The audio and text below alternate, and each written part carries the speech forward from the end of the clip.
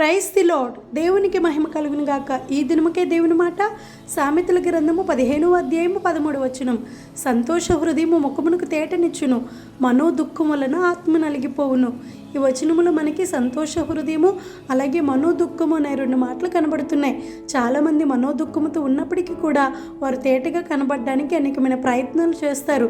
ధనాన్ని సంపాదిస్తారు, బంగారాన్ని ధరిస్తారు, సంతోషాన్ని వెతుకుతారు.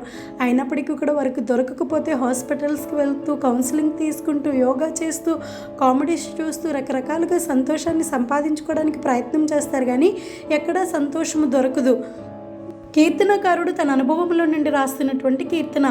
నా అంగలార్పు నీవు నాట్యముగా మార్చి ఉన్నావు, నా గోని పట్ట విడిపించి సంతోష వస్త్రమును ధరింపజేసి ఉన్నావు.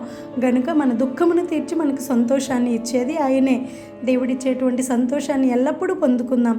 Thank you. Praise the Lord. May God bless you all.